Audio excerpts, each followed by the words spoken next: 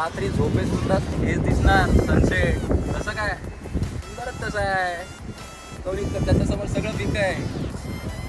कोकणात येऊन 1 दिवस झालाय. कोकणाची भाषा जरा यायला लागली आहे.